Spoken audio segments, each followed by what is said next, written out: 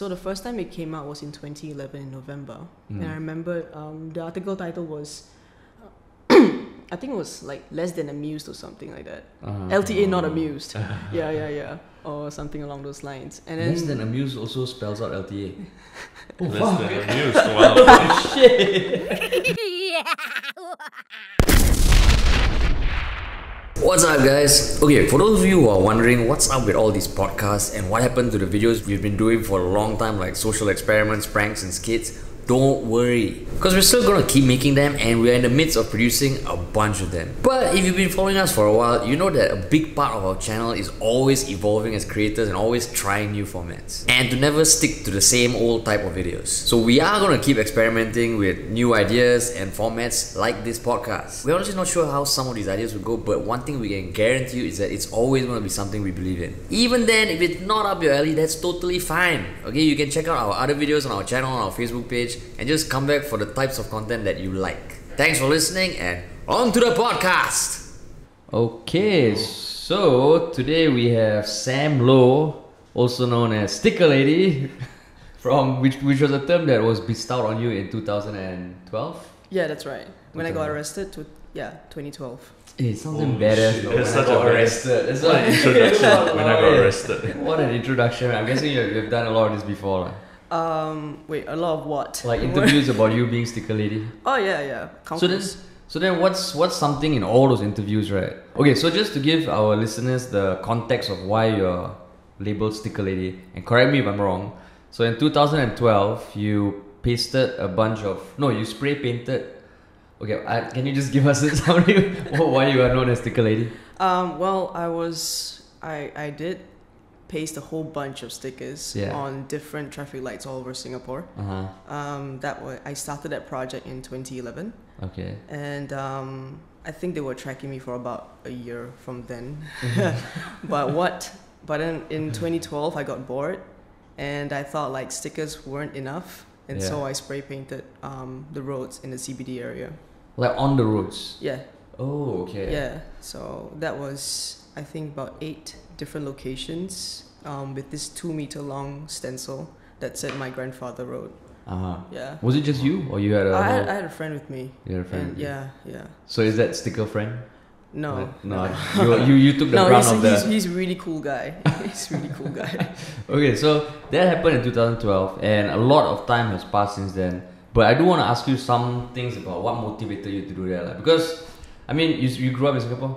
Yeah. So we grew up in Singapore, and Singapore is always like, it grooms you to follow the rules. Yeah. So I think one reason why when that happened there was an outpouring of support, right? I think because people were trying to live vicariously through you. But what prompted you to do something like that? Because you said 2011 you were already pasting stickers. Yeah. What kind of stickers? Well, these are black circular stickers that fit nicely into these traffic light buttons. Yeah. So they said like press to teleport, press until show, and a lot of like colloquial ones along those lines. Yeah, so I can't remember. I did like panic button. Panic button. That came a little bit later actually. I did more than 30 designs in that period. Just on your own free will. Yeah, because why not? Back then, the social media was in its infancy, right? But did you see it? I don't think so. I think was Facebook. That was Facebook already. Yeah. I mean, Facebook came out when I was like 17, and that was like more than 10 years ago. Yeah. I think it was Instagram that was kind of newish. Maybe. Nah, I wouldn't really say that new either. Maybe like 2-3 years about there. Yeah. Right? I'm not that sure. Instagram, I think about 5 years at least. At least at that point of time, Yeah, right? just started. Yeah, more or less. Yeah. So not bought by Facebook yet. Yeah, not bought by Facebook yet. That's the defining point. So do you see it crop up on the internets? I did. You did? I did. The thing is that when I pasted the first one, it was press once can ready, and that was the OG. That was like the first one that I ever like pasted outside. And the thing is, I took a picture of it because I'm an idiot, and I put it on social media. Just on Facebook actually, and it went like a lot of people liked it and stuff like that. And then I thought like, hey, this is kind of dangerous already, because the thing is I didn't take credit for the work. I just like took a picture of it. And then after that, as I did more and started pasting more different variations, then people started tagging me in it. Yeah, and yeah, that was kind of scary. So when you did the first one, did you already have the plan to do more? On the first night when I did the design, I already did 8 with one shot. Yeah, so yeah, because like I had this eureka idea when I was actually the first design ever, before Press Once Can Already, before the traffic light buttons. The design was originally meant to be pasted anywhere else. So the reason why it's black and white is because it's inspired by the speed limit stickers at the back of trucks. Oh, okay. And the first design actually said "slow the fuck down." Yeah, I can say that, right? Yeah, of course, you can say anything you want. Great. Anything you want.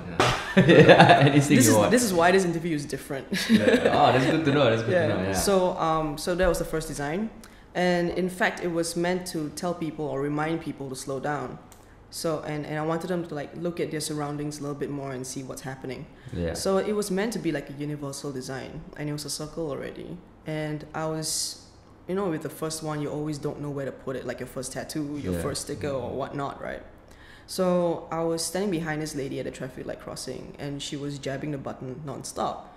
And I was like, wow, that is annoying. And then I was like, hey, this circle, like you know, light bulb went off. Yeah. And straight away, right, I like put the sticker right at that spot. And I realized I was just 1 centimeter like too big. It was just 1 centimeter too big. Yeah. So straight away I went back. I had like 8 designs in mind already, and like I resized it. And then when I came back, it was exactly the right size. Perfect. Yeah. And so just started then. Yeah. So like you said you did it on your own, but what were you doing at that point in time in your life? Many things. Uh-huh. Well, I was pursuing my degree. And your degree was in? Is in business management. Okay. Yeah. And I had a marketing major. Yeah. And I was also working at a creative consultancy. So that's when we did events for brands, you know, it was a marketing thing. And I was also working on Recognition, which is this website that I founded in 2008. So Recognition is a platform for Singaporean talent, which I actually just relaunched actually. Oh. Yeah, because after the whole arrest and everything, I kind of stopped that because I didn't have stamina. Yeah. But essentially, yeah, it just came back. And it's essentially, a platform for Singaporean talent. So we cover art, music, design, and just all like these creatives. showcasing what Yeah. you do. I mean, at the point in time when I came up with it, it was a reaction to the time because a lot of people were looking at international acts and like thinking like, you know, we have so much talent here. Yeah. You know, why aren't we looking inwards? A lot of them felt really unappreciated. And I did so many interviews ever since Recognition started, and that's how I grew to know about the scene. That's how I grew to know about the struggles in the creative culture. And essentially, that formulated, that was the true inspiration, to be honest, for all the work that I've ever done. It's based off what I've learned. It's based off like all the interviews that I've conducted, all the observations I've made, and all these valuable insight that these creatives have provided me. So it's really from them that I learned from. So that means you didn't start off as a creative? No intention. Business. Yeah, that's kind of like us. Hey! But was there something in your youth that you think was the genesis of this creative side? Like something when you were younger you watched or you know? I mean, from young, I've always liked making things. Okay. I've always liked creating something and seeing that thing come to life in front of me. But the thing is that I never really pursued that because I never thought it was anything serious. It was like, if you would think of me as a child, it'd be like a small, tiny, wannabe MacGyver. I would say, like, I would take, I'll make doorbells out of like cassette tape holder and like Christmas card. So I'll like, you know, put elements and make it into a doorbell. Or like make a pulley system and things like that. I mean, like, I guess I showed signs of like small signs of creativity in that sense when I was younger. I like to draw, but my mom told me I never like colored within the lines anyway. So I guess she never thought I could do art. But no, I had no inkling, I guess, after that, because I guess when I started schooling and I became like, I mean, I didn't know what to do with my life at that point in time, I guess, when the minute I started like secondary school, poly. And it was just like a day-by-day thing. I never really like pursued creativity or like the arts because, you know, they always say you cannot make money, right? Or like, you know, you can't have a living with that. And unfortunately, it's also the same case for a lot of people as well. Yeah. So in Singapore, I guess the whole mindset about doing art and actually making a living out of it is definitely going to be a difficult topic to talk about. Yeah. But essentially, there are people I know who are still living their dreams by pursuing art full time as well. And if I can do it for like the past 5 years, I guess it should be okay. Yeah, that's true. Yeah, I mean, we don't need like expensive cars, right? So do you think? You mean like no Lamborghini or anything? Isn't that the dream of every influencer? Every artist should have a Lamborghini. I have like a small one. But you just said something quite interesting there, because you mentioned about Singapore art and painting and drawing.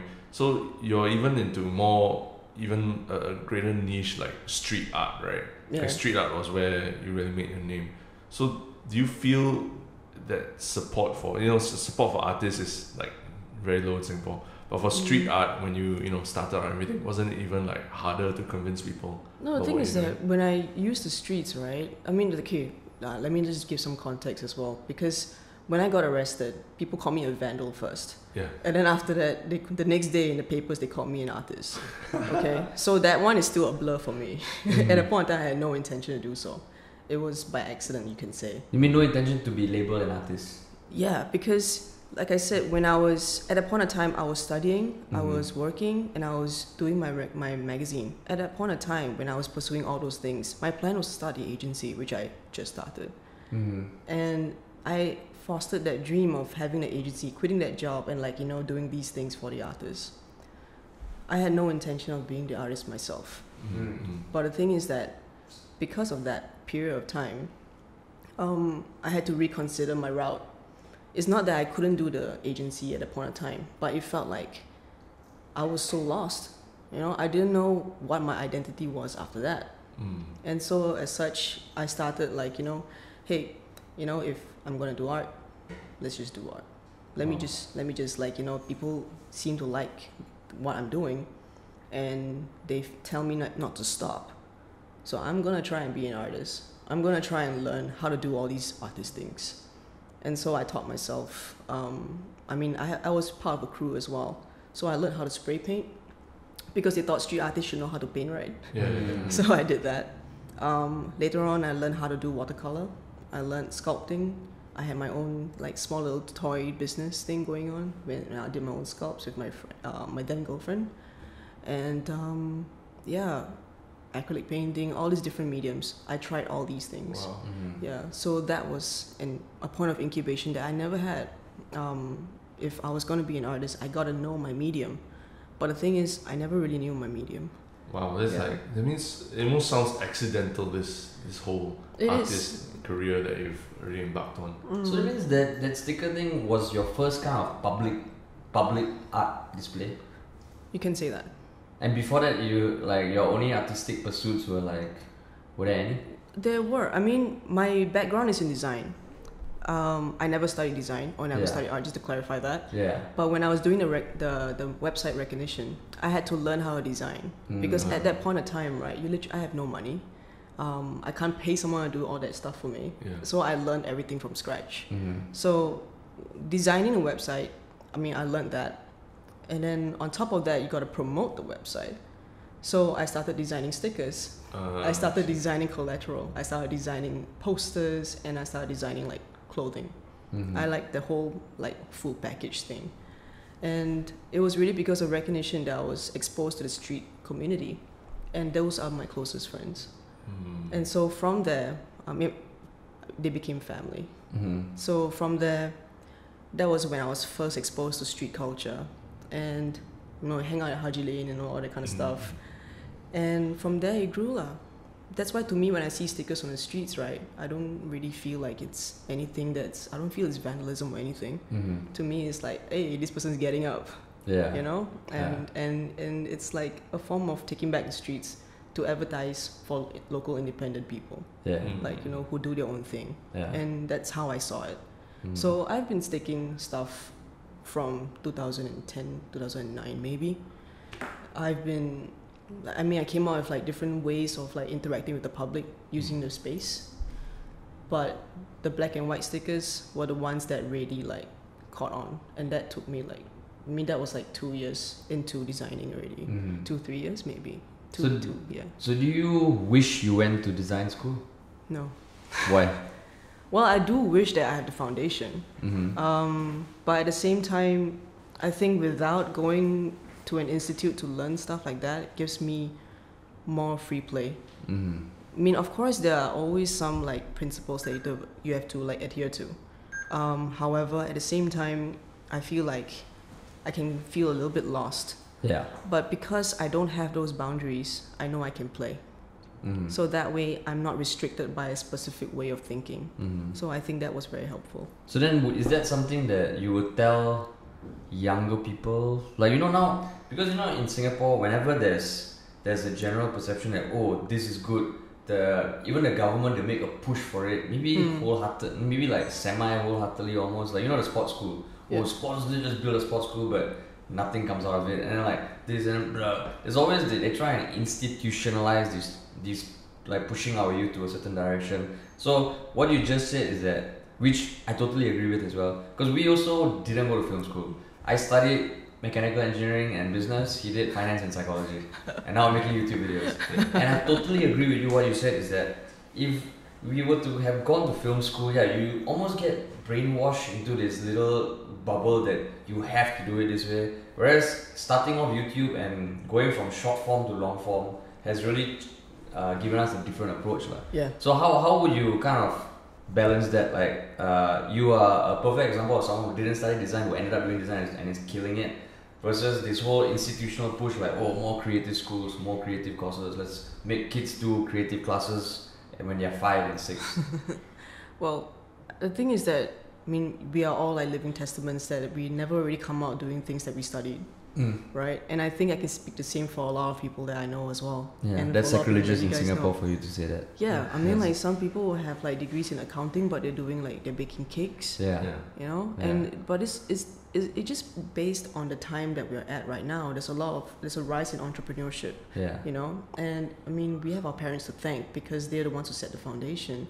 At the same time, we are able to like be kind of free from what they had before, what they were struggling with before. So we are able to like think of what we want. Then together with that comes existential crisis, and a lot of people don't know what they want to do. But at the same time, if going to the arts is or going to art schools and all these institutions is going to be a way for them to actually figure it out along the way, even if they don't come out doing so, that's fine. Because, you know, if I always believe that as long as your heart is in it, you can literally really do it. Yeah. You know, I mean, if I was able to like learn, I mean, I never knew how to draw. I never knew how to paint. You know, if I really wanted to do it right, I know I can. And I've been like my last solo show was just all paintings. You know what I mean? You guys like, you know, you guys didn't study like journalism or anything in the media, but you came out, you knew what was needed because you wanted to do it. Yeah. You will find out what you want to do and you will learn anything and everything just so that you can make it work. That's the point. That's the whole thing. If anything we should be taught, it should be that. Yeah. I mean, if going to school for maybe like 10 years of your life, right? In like maybe a place like SOTA or like any other art institution or whatnot. Yeah. Or any institution actually. If anything, that is only going to show you what you want and what you don't want. And if you still don't know, when you go out to work in that line of choice, you probably figure out this is what I don't want to do. That's what happened to me. I mean, I had a diploma prior to the degree. I had a diploma in food science and nutrition. Oh, yeah. Related to visual arts. Super, you know. I had to look at like food, and I had to look at like, you know, QA, QC kind of stuff. I went out, my first job, my proper job I did was at Marigold. So I did quality assurance. So I literally was at a lab, right? Testing out like Vitagen, testing out like protein content and all that kind of stuff. Really. And I was there for like, I was there for quite a while. So, okay, maybe about a year and a half. Then I figured I didn't want to do that anymore.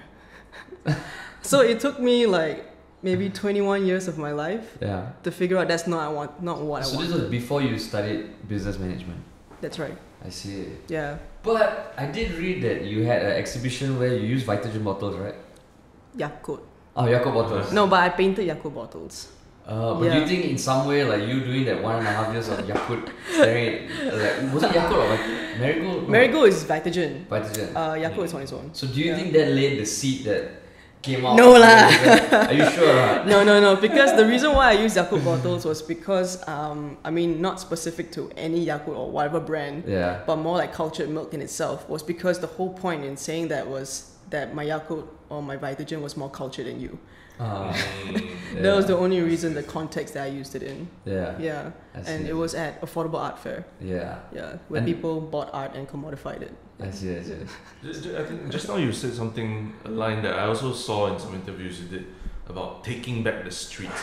Actually, can define like who are we taking it? Who do you think you're taking it back from, and like why this concept of taking back something that's already just out there in the public? Man? If you think about it, right? If you feel nervous or anything about putting something out in public spaces, isn't that a feeling of the fact that that doesn't belong to you?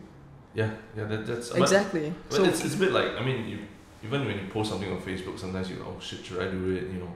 Well, then why are you thinking of, like, why are you considering when you have that moment of hesitation, like just personally? What people are going to think of you, and what's your public perception essentially. Right. Yeah. And in public spaces, is it about the same thing? But think about it, no one knows you. Yeah. If no one knows about, like, you know, unless you put your name. Some people, even if you put your name, right, no one will know who is it. You know what I mean? Yeah. So, like, in a public space, do you feel the same way if, let's say, it's you who wants to put something out? What's the hesitation that you feel? Do you feel any? Yeah, for sure. I mean, for us, it's even just filming in Singapore. We always have that, oh shit, should we be filming here? You know, like, then I'm thinking, actually, what's wrong? You know, it's a public road, right? So why can't we film here? Right. And then we try and get over it, but I always have that fear. Yeah. So I felt like what you were saying was interesting, and like who, like in your mind, who is the real enemy in this case, so to speak. Right. So we always think like society, government, or whatnot. Okay, I mean, for vandalism, it's already a proper, like, you know, a law, right? But the usage of it is what's interesting, because, you know, we pay taxes. We are citizens of this country. We are members of the public, and hence the public space belongs to us, but yet it doesn't. Whatever we put up, of course, we have to be mindful, just like what you put on the internet. We have to be mindful and responsible for whatever that we put out, right? So in essence, when I say take back, it means empowering ourselves again with the fact that this is the space that we use. Why can't we interact with it? And when we take back the spaces, it's taking it back from whoever governs it. I'm not talking about housing, okay? This is different. We're talking about taking it back from advertisers as well, who pay money to have their work or have their products listed out there to sell us ideas that we may not want to subscribe to. We are taking it back from these people who are trying to make us think something. Why not we tell you how we feel about that? And, you know, we are a self-policing society. When we put out something, of course we're going to think, oh my God, is this like going to be bad? Or that's why we hesitate. But in essence, if at a point in time, I really felt that this was something I needed a lot of people to see. So the reason why they call me a street artist is because my work's on the streets. But I never saw myself as that, because I was using the streets to say something. And I can say what I want in different mediums, but I chose the streets because I wanted people to see it. And who are these people? The members of the public. And which is why I use public spaces. So for other street artists, for other graffiti artists, it's about taking back the spaces and showing that they exist. We exist. By writing your names in tags, it is a louder shout for the longest time about who this person is. We exist. This is what it means for graffiti. When we take back spaces, it's to re-empower ourselves, to share messages that we believe in. It's like love letters to the government, if you think about it.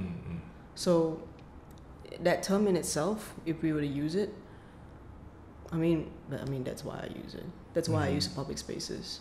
I mean, I don't know how else to go from there. I think if you asked me a couple of years back, I would be like really angry about it and like you know, really coming up about it. But essentially, it is about sharing the same sentiments as other people. It's about maybe representing a minority group or like a group of people who actually feel this way, but we don't dare to speak up about it. So by doing something small or maybe large scale or whatnot, it can be like commission murals or like even murals or just putting something out in public. And if it can resonate with someone else, you might be able to trigger something within them that might lead to something good or bad. Essentially, at the end of the day, we are responsible for the messages that we put out, right? Yeah. And as long as we adhere to that, we speak from the heart, we can definitely connect with more people, and that's the human part of it. Yeah. So when you said your first sticker you put out was something along the lines of slow the fuck down, something. Yeah. So was that a message that you really wanted to get out at that point in time? Yeah, that was a start. So that means there was what inspired that phrase? Like, was it something that you were genuinely like, guys, Singapore, what the fuck? Just Yeah, pretty chill much. The fuck out. Yeah, exactly. Or you were feeling that? Exactly, yeah, because the whole point of it, right, it was based off observations, because we were moving from point A to point B, like, you know, without even like looking anywhere else or without even thinking. We're just like commuting, right? So in doing so, we kind of walk around like this. So we don't really see what's going on so much. Sometimes we even see something, we just like, you know, like stand by and like just let it happen, or like whatever else. So when I did that, right, I wanted people to like just chill. I just wanted them to like stop and take a look at our surroundings. Yeah. So that was the very, very first one. Yeah. And the others at that point in time, what were the other messages like? I had nothing, man. I had nothing. At the point I in thought time, you said there were 8 designs. Oh, you mean? Oh, right. Sorry, I can clarify this. Yeah. Slow the fuck down came before I even thought about doing the traffic light designs. Okay. Yeah. So that was the first one, and then I had nothing else after. Oh, so that was the I just want to do it. I want to get it out there first. I see. And then but the thing is, I never pasted it anywhere because I couldn't figure out where to paste it. Yeah. So that's why when I like, oh, it can work there. So from there, I did 8 designs. I see. Yeah. So that was like, so kanchong for what? No need to press so many times. Yeah. No need to press so hard. I don't know. I can't remember, but like, yeah, there were 8 at the time.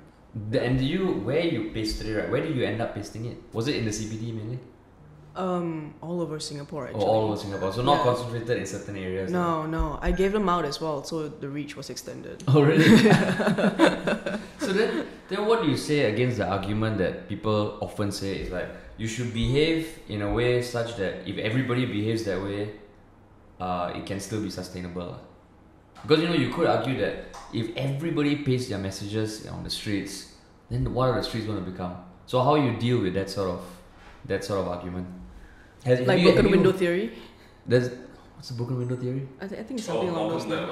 The tipping point, right? Yeah. It's about if you see even one broken window, then generally you feel like lawlessness is allowed, and then that's why crime perpetuates itself. Okay.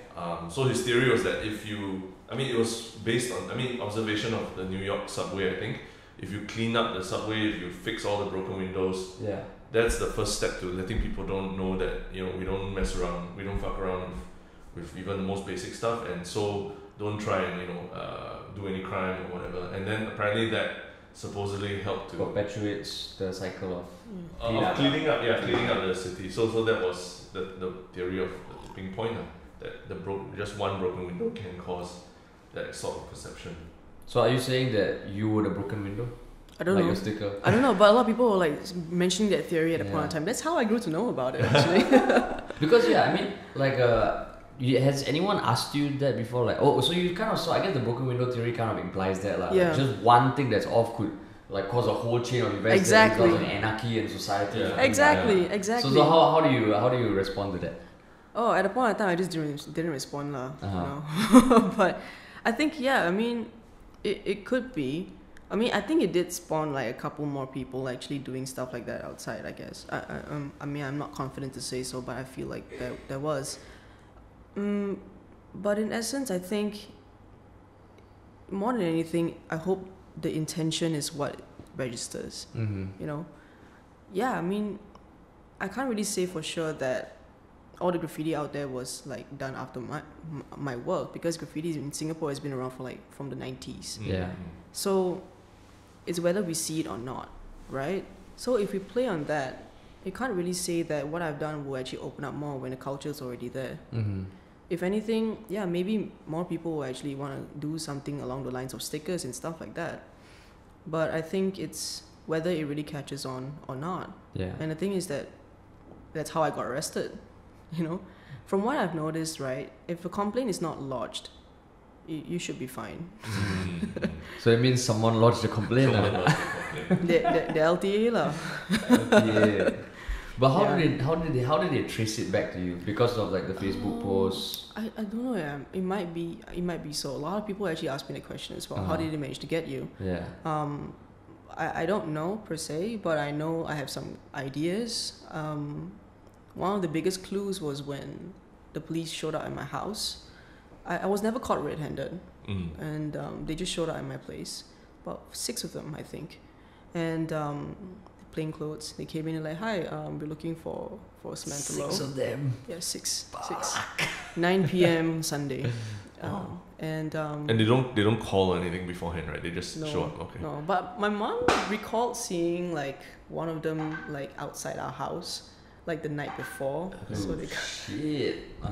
So maybe it was like a stakeout or something. But well, what happened when they came? So they asked me like, you know, are you a part of this? I mean, do you spray paint my grandfather road? And I was like, I don't know what you're talking about. No, I mean, not really. And they're like, so why is it on your Facebook? So the thing is that, to give some context to that Facebook part, I spray painted my grandfather road about 2 weeks before I got arrested. That news about the spray paint on the road came out the next day right after I painted it. It was viral. A lot of people were sharing that link, and I was just watching it all on Facebook. And who published the article? I don't remember.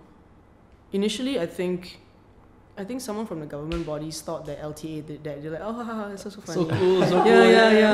Yeah. And then in the end, they realized it wasn't done by them, it wasn't sanctioned. And then they took the post down. Yeah. But the thing is that the article itself still went up. Yeah. I don't know if it's Straits Times or CNA or whatnot, but it was up. And I didn't repost it or anything. I just waited until like it kind of tied down already, right? Then I'm like, okay, I'm gonna share it, you know. I'm just gonna share it. So I'm like one of those people who shared basket. That was the one that was my undoing lah, you know. So that's why when they came in, then why is it on your Facebook? Then I'm like, oh shit, so Facebook. Yeah. They're keeping tabs. Yeah. So the article painted it as like a anonymous graffiti artist did it. Yes. To be honest, my work, the street work that I did, was on the news about 3 times before my final arrest. Okay. Yeah. So the first time it came out was in 2011 in November, and I remember the article title was, I think it was like less than amused or something like that. LTA not amused. Yeah. Or something along those lines. And then less than amused also spells out LTA. Less than amused. Wow. Shit. Yeah, that's pretty much their name at the point of time. Yeah. So at the point of time, they did not know my identity yet. No one knew. So that was the first time it went on the news, and that was when I was like, wow, I better like, you know, relax a bit lah. Yeah. And then the second time it went up was in maybe March 2012. Yeah, and they said the stickers are still around. So this was the stickers, not the graffiti? Not yet. The graffiti I only whacked in like May. Yeah. Yeah. So you said you were staying with your mom, right? Yeah, I was staying with Did your mom know about all this? Yeah, they knew. So how did they feel about this? When the first news article came out in November, she brought it to a family dinner and said, hey, she did this. Oh, man, that's cool.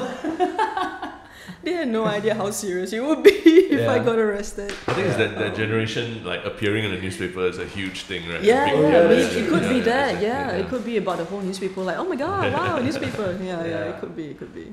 So then when you got arrested, how did they react? Not so good lah, complete opposite lah from the newspaper. Yeah, we can laugh about it now, but it was like really fucked up back then. Yeah. It was actually really like quite, I've never seen my family like that upset. Not like angry, but like just, you know, the worst feelings when they're disappointed. You know how that stinging feeling is like. That was like exactly like that. Yeah. I was in lockup, and when they picked me up from the lockup, and bear in mind that when I was taken in, all my stuff was taken, confiscated as well. So my laptop, my phone, all that stuff remained with the police. And my parents picked me up after I was let out. And I was heading back, and I had no forms of communication with anybody. And so you were locked up about how that period of time was how? 22 hours of that. It's quite short still. Quite short still. I mean, the max is 48 . So when I was let out, when I was home, and then I remembered like my family and I, we had a talk about like how terrible it was. And like, you know, my dad was like really, really upset. And he was a very strong man, you know, but to see him like that, it really like broke me.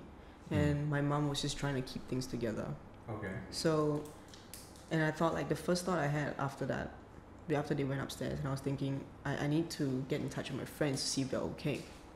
Because I had one friend with me. I had to like give him a heads up. And so I borrowed my dad's laptop, and then I went on Skype to look for my friends. And so bear in mind, before all this, I had no connection whatsoever to like anyone in the social media scene or anyone there. And so when I opened it up, right, I went on Facebook, and then I saw all these black circle sticker like profile pictures coming up. Oh yeah, shit! And that was like, what is going on? How the hell did? I had no idea. I was in lockup, what, right? I remember, And so I got like 24 hours that yes, exactly. Because apparently, and then I got on Skype with my friend, and she's like, "Dude, are you alright?" I'm like, "Yeah, I'm okay. What's going on?" She's like, "Yeah, your article is out on CNA. I think it was CNA or Asia One." Yeah. And I was like, "What?" Because before that, right, I was telling her, "Okay, dude, I think my hearing, right, is in a week lah."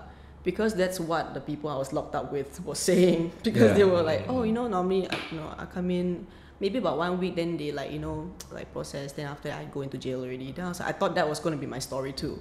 You see? I had no idea. Okay? Yeah.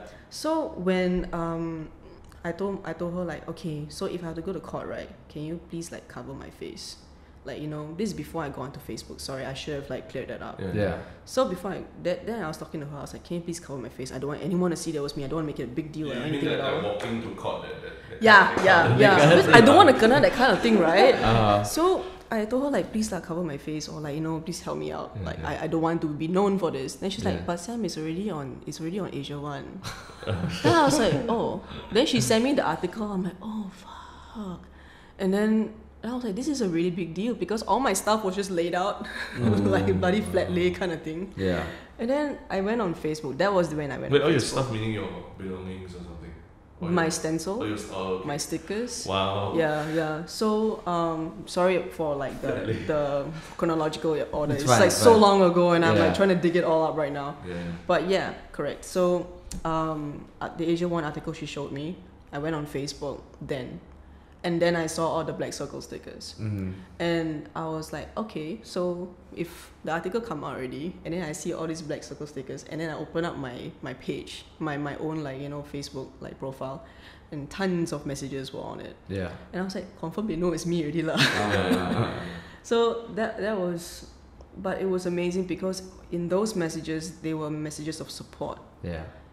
And I was like crying, man, in front of my laptop, because this was so heartwarming. I'll never forget that feeling of like seeing that support, because honestly, without that, right, I don't think I would have made it through. Really, I brought it down straight away to my parents. I showed them like, look, this is the support, this is what's happening right now. Yeah. And then from there they were like, oh, maybe it's not so bad. And that really helped so much. I will always be grateful for that outpour. And really it's because of social media in itself as well. Yeah. For like, you know, perpetuating, like for actually like spreading the message about it and everything.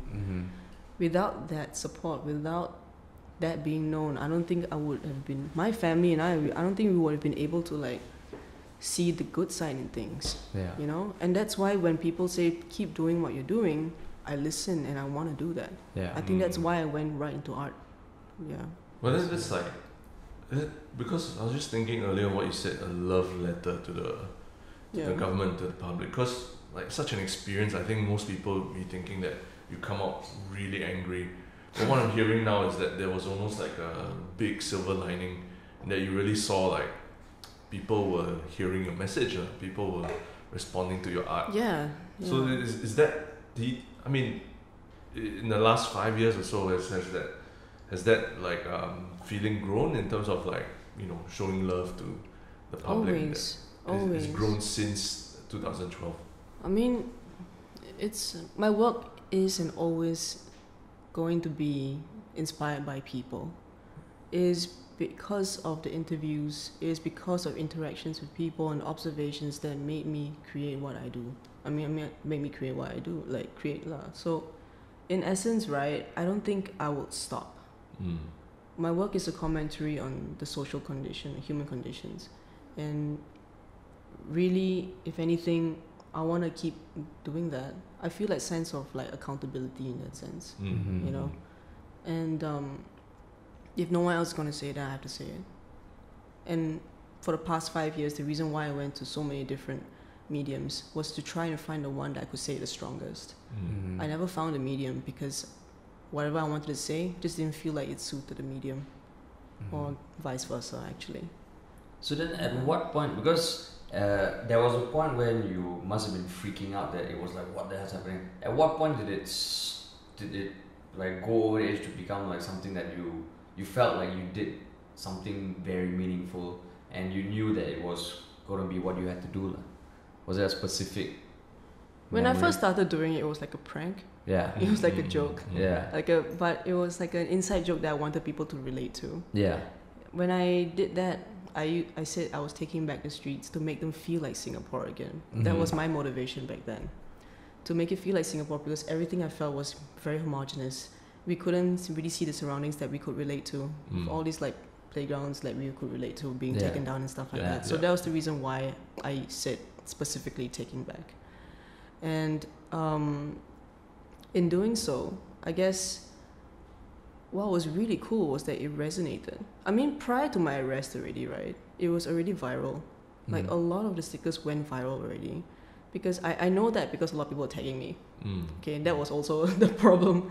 But in essence, because that was happening, because it was going viral, because I was like seeing all these things happen, I knew that people liked it. Of course I want to keep doing it. And so as the designs built on and I started doing more, and then when I got arrested, I was thinking, I never really expected anyone to actually lend a hand or support.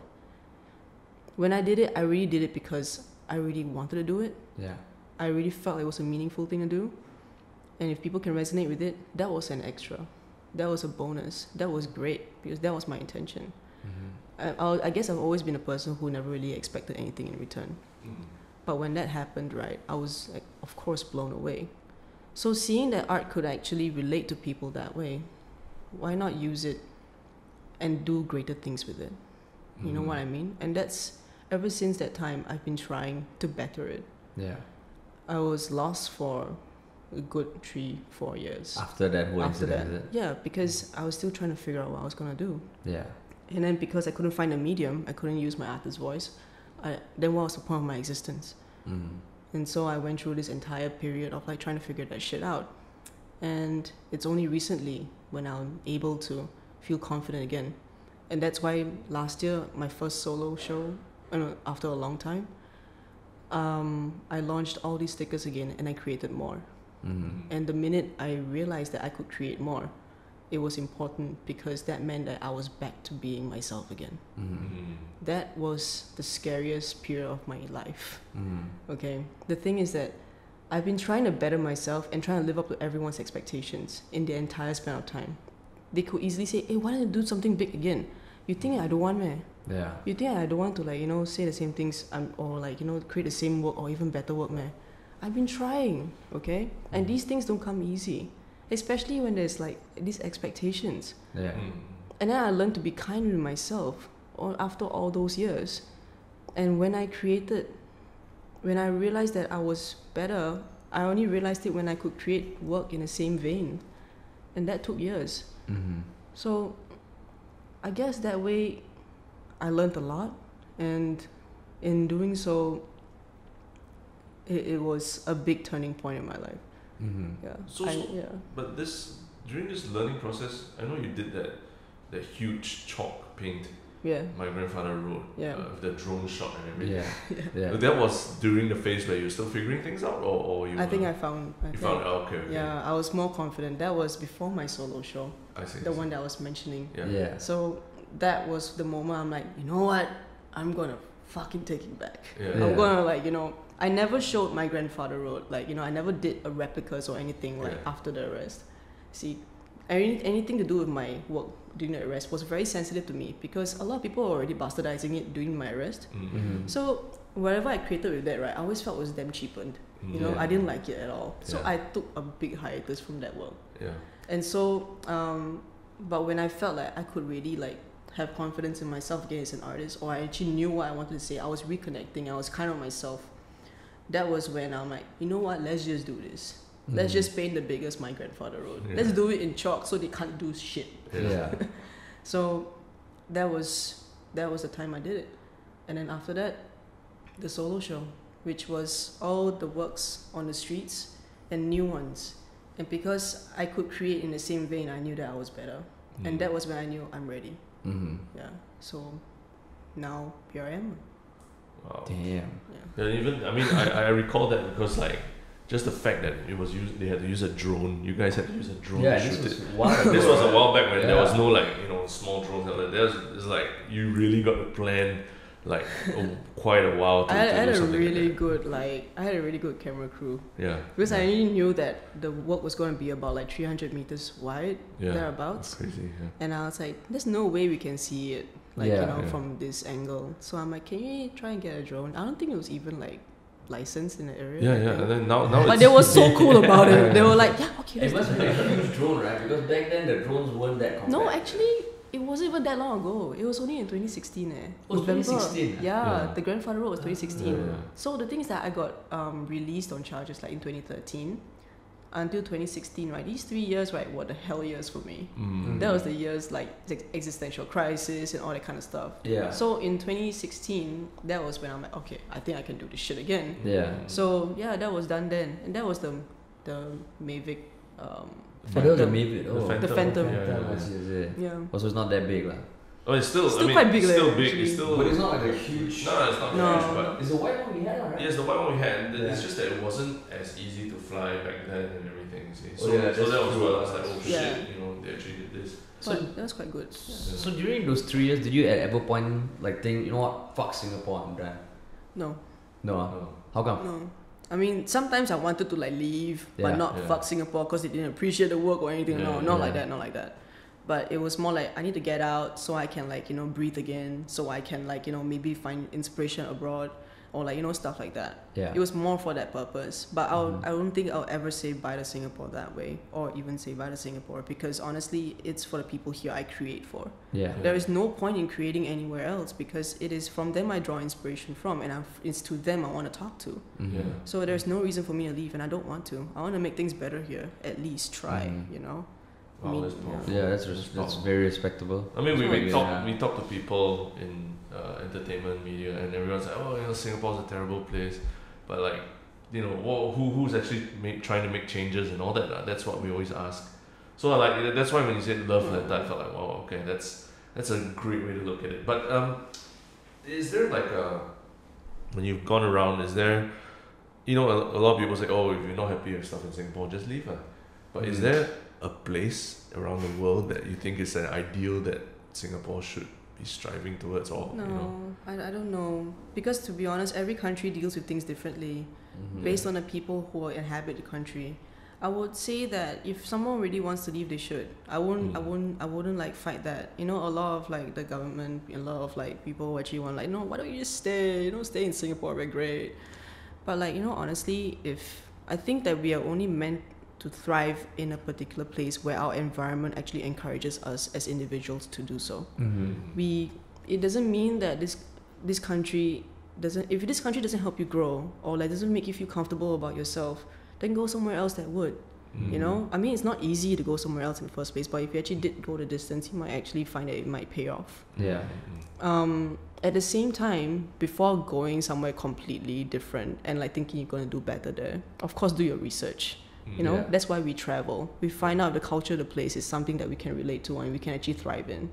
So that's why traveling is so important. A lot of times we travel and we come back with like, actually Singapore is actually quite good.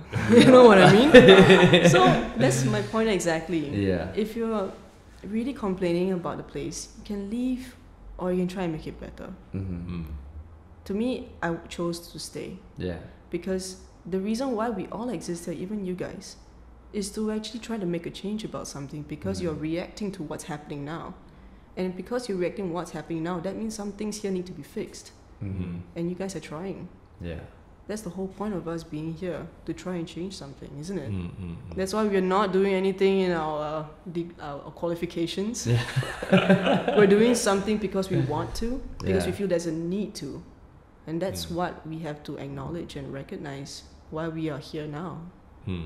So do you think between 2012 and 2017 things have changed in the general, I don't know, appreciation for the arts or like even artists' mentality themselves? Do you think anything has changed?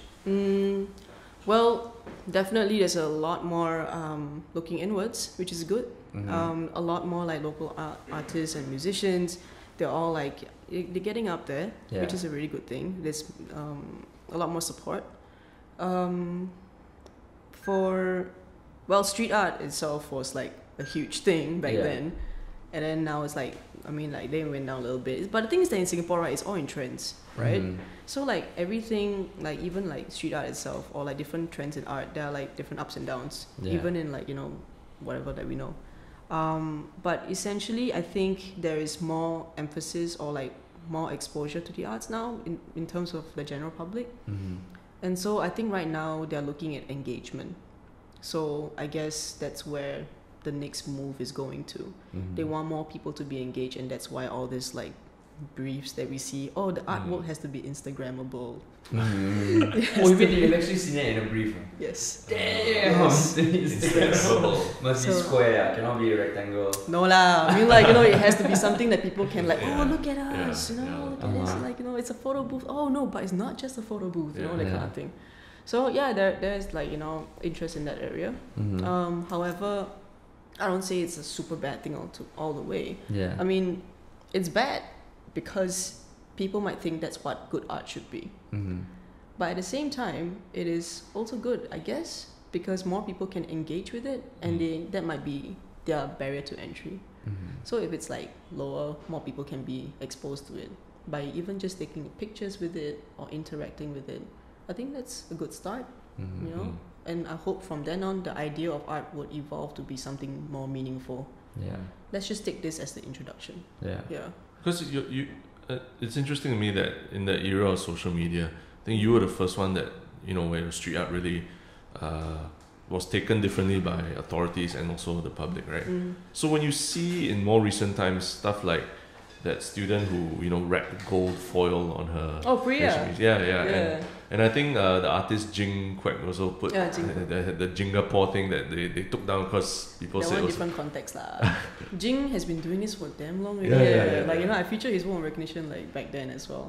Fella is cool. Haven't met him in person though. I think we met him once at Diaspora. But yeah, just so when you saw that say that HDB, that gold foil thing, do you see parallels with what went on for you and like what do you meet up with the person and then give any advice or anything? No lah, well, who am I to like do that kind of thing? The OG.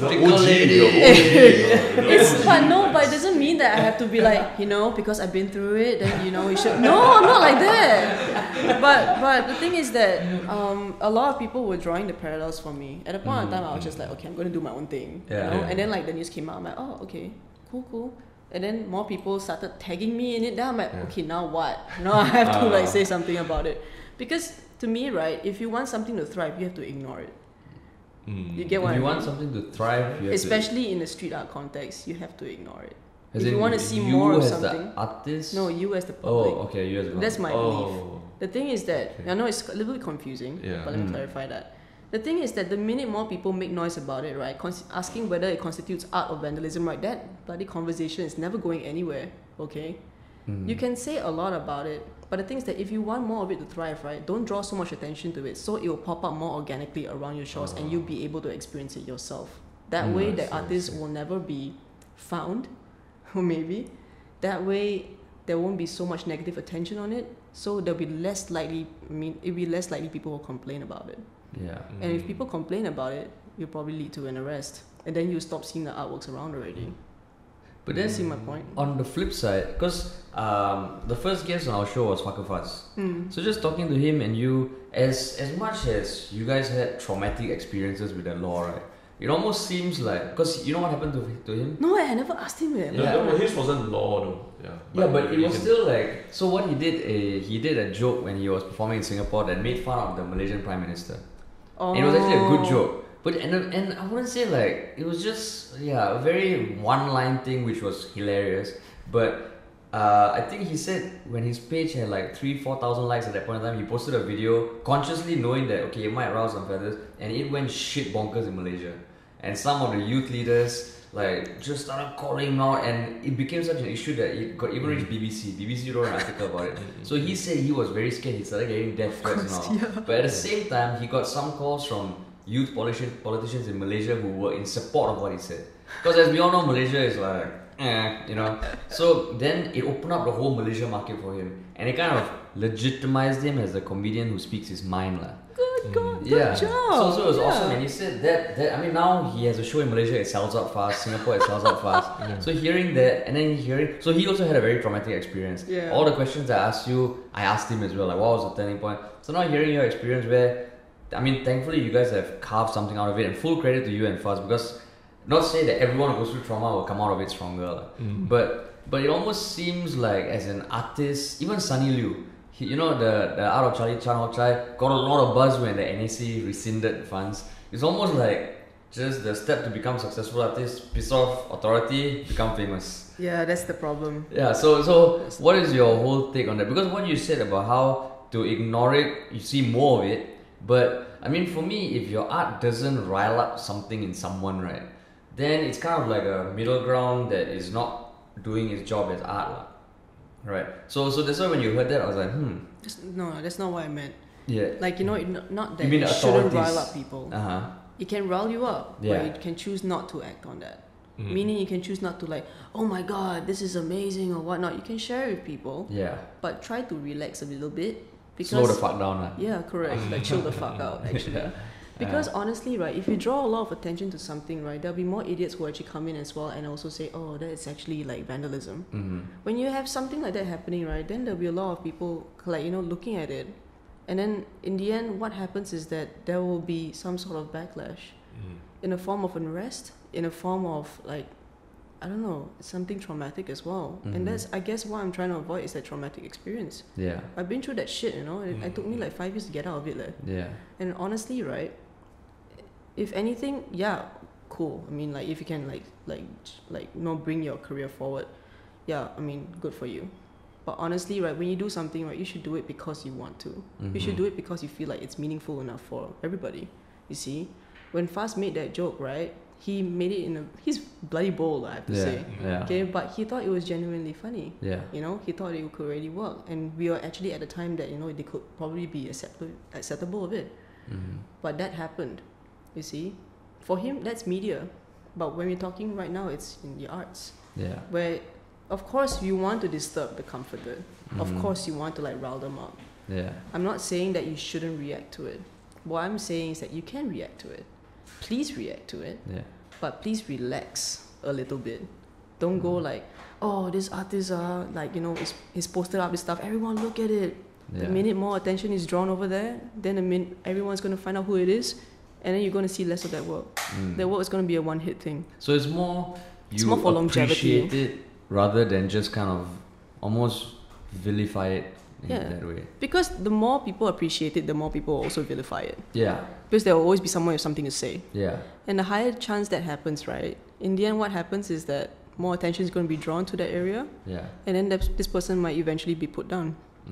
What I'm saying might seem a little bit confusing, but this is for the longevity of the work. Yeah. If I never got found out, I'll keep doing it. I'll tell you that. Yeah. But because that shit happened, I can't. Or more like, I try to find other ways to do it. Yeah.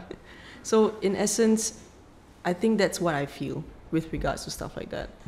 I'm not encouraging people to like get out there and like, oh my god, like try and gain attention to do that kind of stuff. You know, it's that's actually one more thing that people actually felt after I got arrested. But to be honest, right, that episode did help me. It also brought me a lot of bullshit. Yeah. Okay. But what I chose to do with that, right, will actually speak volumes about myself as a person. I know that. And that's why I never stopped doing art as well. Yeah. So it's what you choose to do with what happened after that. You have the privilege of that experience. Think about it that way. You are now in a position to do something better. What are you going to do about that?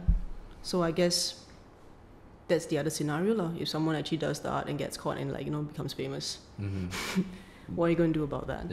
Yeah. I mean, if it means anything, I actually remember specifically when that happened. That was before we started doing our own stuff. And when I saw it, I was like, fuck, this is fucking awesome. Because I mean, we started with our on the street videos, partly because it was motivated by just like, in some way, looking at how Singaporeans don't know how to react to weird situations. So we started doing videos that put people in weird situations and react to it. But in some way, we chose to do it in public because, like what you said, it's almost like a playground. Yeah. So when you did it, I remember seeing it, I was like, fuck, this is awesome. And like, of course, how people reacted, the authorities coming out, but it was also nice to see that support. So it meant a lot to me, if it means anything to you. So whatever you did, as traumatic as it was, I'm sure there are a lot of people who feel the same way. So I'm very glad that you did that. I'm sorry you had to go through that.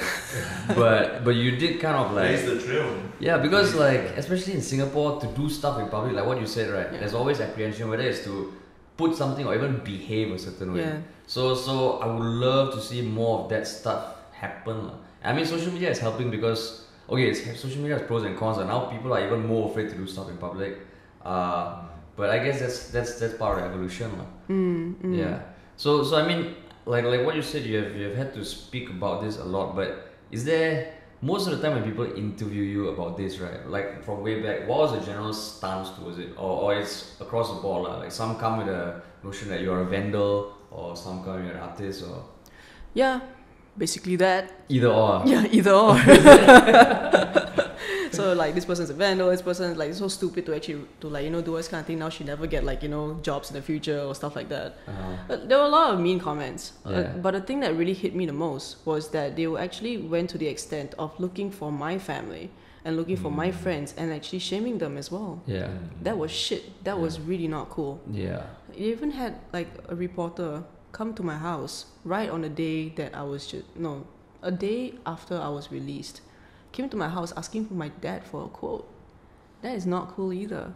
You see? What? It is really, really ridiculous. All these things are the truth. Yeah. And the thing is that people can say all they want, but when you go to such extents to try and dig up something about somebody, that is not cool.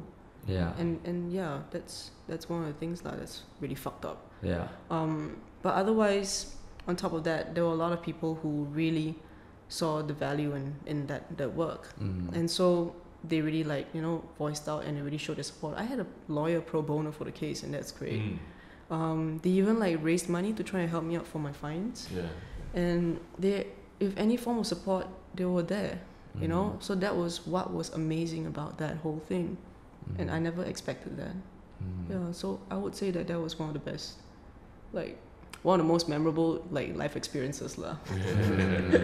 The good and bad. Wow. So then, across all those interviews, was there anything that you wanted to talk about the incident but you didn't get a chance to? Just to clear anything or any misconception that you are free to say now, or everything you're... I guess at a point of time, right, when that happened, a lot of people were like, is this street art or is this art? Oh no, sorry, is this street art or is this vandalism? Right? Is this art or is this not? So the whole conversation was about that. But the thing is that when I did that, the whole message on it, right, is literally all in text there. I literally said, press until show, and all these different things. My motivation was to take Singapore back, to make it feel like Singapore again. So that was the main motivation. I wish people talk about that at that point of time. Yeah, because it's not so much about whether this is art or not, because honestly, we've been through this conversation so many times. Yeah. It's even more now, and I feel like sometimes a little bit tired from talking about whether things are constituted as arts or not, because that's not the point. sometimes at a point of time, I wish that they asked what the intention was behind the work. Yeah. Why someone would actually do something like that, go out of their own zone and do something like that for other people to see. Am I trying to get up? Am I trying to like tell you something? Am I trying to like maybe take back Singapore to make you feel like Singapore again? You know, things like that. And instead we have questions like, oh, then how should the government actually fine or like charge something if it's art? But the thing is that the most cliche way of answering it is art is subjective. You will never know whether something can be constituted as art. It is not their role to decide whether it's art or not. So that's why, to me, at a point in time, when I got arrested, it wasn't so much about the charge that I was going to get, whether it's art or not. I knew that when I did that, it was vandalism. And as long as, and I took responsibility for that. That's why I was never angry. It's just sway all, just call law, you know? And at the end of it, as long as we bear that in mind, we have to know what systems you're working in and within and try to go around it sometimes. Or maybe if you want to go directly against it, we have to know what we are signing up for. That's the most important thing. I see. Okay. Yeah. So then, coming away from that, because you did say that it took you a few years to get over it, right? Yeah. But then now, given that you've got like your wings spread out, what are the things that you are pursuing right now? Because we don't want to stay in the past all the way also. It is 2018, and if people want to find out more about your work, what you do, what are you up to these days? Hold on, I'm still chewing. I can carry on talking. Well, I don't just do art now. The reason why I couldn't find a medium was really because I had a lot of things I wanted to say. Yeah. Or more like a lot of things I wanted to change and do. I realized that art wasn't enough for me. It had to be something that people could experience, could feel, and can make a change to someone's life. Yeah. In 2016, I founded INDIGOISM, which was this platform that aimed to create minute situations or like scenarios where people can be a part of and see that the world could be a different place. Really? With INDIGOISM, there was the barter market. I created a moneyless scenario where every artist had their own booth free of charge and they could trade with whoever. So let's say a member of the public would come by and they would like to buy this print. They can't buy it. They have to trade for something. If an artist is able to be vulnerable and create all these works for you to have, shouldn't you show something vulnerable in exchange? Yeah. So that doesn't mean like, you know, things have to be tangible as well. The things that you exchange. A lot of them ask for cigarettes and alcohol, by the way. but they can also come in the form of acts of kindness. Or like, you know, simply singing a song for somebody, a part of them that's vulnerable. So from those markets, right, I've seen people exchange maybe a karate kick in exchange for a photo. Wow. I've seen people flash their boobs for like ice lollies. I've seen people... This was in Singapore? Yeah, in Singapore. Oh. Yeah. I've seen people play the guitar and sing a song in exchange for ceramics. And that's what's interesting because you talk more, you negotiate more. The contract is only fulfilled if both parties agree. So even if your song is going to be shitty, I signed up for it. Yeah. That is the basic contract. So the thing is, what's really cool about the market is that they were able to interact with the people more. My artists were able to actually talk to them more, and the public that came by will be able to understand the process. So that way, I will be able to join the link between art and the audience that way. So they will understand more about the people whose works are done by. So that was one initiative that I did. Is this still happening? Once in a while. I've been doing once a year. We did 11 in 1 year. Holy. Wow. They're all small ones. Yeah. But now I want to bring it back like one time. So the last one we did. That really cool. Yeah, it was really fun actually. Yeah. The biggest one that we did was just last year. It was with Singapore Coffee Festival.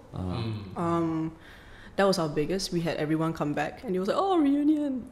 So it was really, really cool because a lot of them traded for coffee or like things and that, things like that. And so that was really fun lah. You know, it was more than anything like a mixer if you see it. So we're looking for another location this year. We want to bring back more vendors and we're trying to make it more of like a festival kind of vibe lah. Okay. Yeah, but we see how it goes. Fingers crossed. I don't know anything yet. Okay. Yeah. So that was one example of how I felt like I could actually show people things rather than just like, hey, let me just show you this painting, or like, this in this scenario. I want you to feel it. I want you to be in it. So that was one idea. That was one thing that I did. And then after that, I also worked together with a music producer under this umbrella called Elevate that I created also under INDIGOISM. So we explore binaural beats in this case to actually, because we believe that if you feed different frequencies in each ear, the difference in frequencies is what your brain will try to match. And in doing so, you can actually tap into a particular stage, a brain wave, a particular brain stage. So there's alpha, beta, there's also theta. Theta was the area that we wanted to explore more. That area is where you can experience deep meditation, deep relaxation, and apparently that's also the area that you can actually try to fix some things that are hardwired, some bad habits you're hardwired into your brain. So what we wanted to do was to try to like help people relax and get into that state, so that when we get into that state of calm, we'll be able to feel rejuvenated every time. Yeah. So this product, or this thing that we had, we wanted to help like the general public, or actually first and foremost the creatives. So that way we can try to create the best work that we can every time. Yeah. The whole point of INDIGOISM is show how things can be done, to show people that this exists. Things like this can happen. So that was like a small little project. So that was part of INDIGOISM. Yeah, correct. So the binaural beats was like a, just because INDIGOISM is like a market or some sort. So this was a Buttermark. Sorry. I know that it's a bit confusing. I had a lot of things, a lot of projects. But INDIGOISM is the main like non-profit social enterprise that has the Bottom Market and Elevate as products. I see. Okay. So because I'm one who likes to start a lot of shit, so that's why I can understand it's confusing. Yeah. But later on, I went into I realized that this model wasn't going to work. It wasn't going to sustain itself. So that's when I started like trying to find ways to try and make it work. Yeah. But I realized that there was another problem that I had to look at, and being a freelancer for 5 years, that was I learned a lot. I had a lot of challenges. I learned a lot of like different things that we go through. Yeah.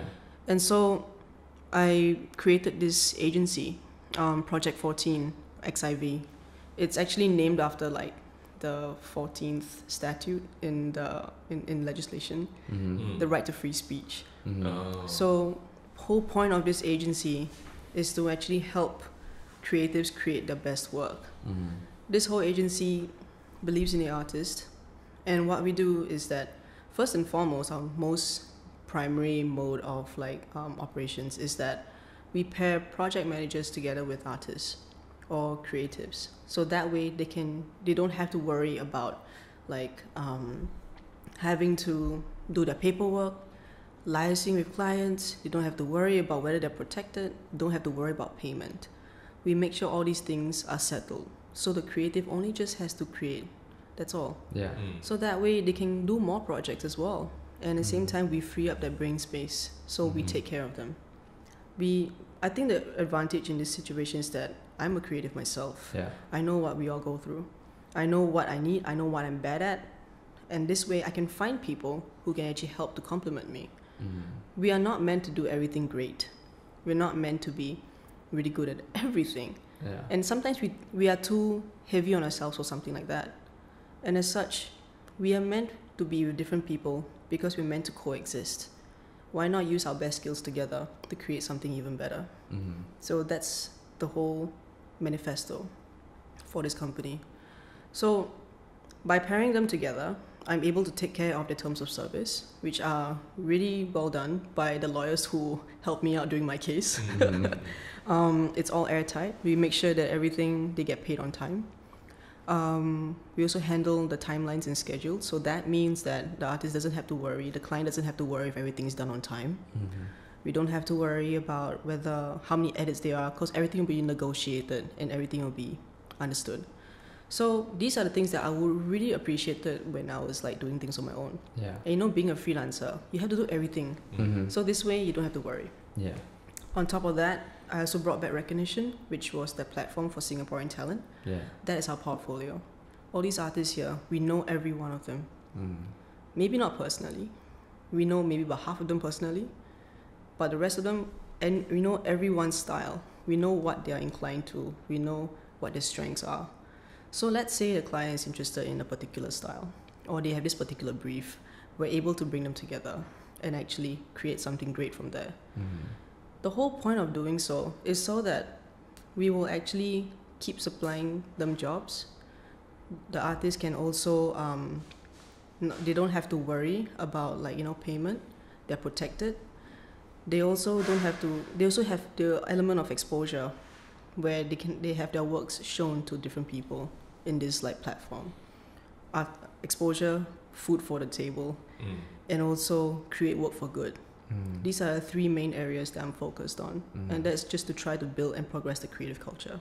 That's it. Yeah. Oh, that's awesome. So that means the difference between you and a regular creative agency is that the freelancers are kind of really, they're not part of a company. It's more like on a project basis. They join you guys for a certain project. They also join us for project basis work.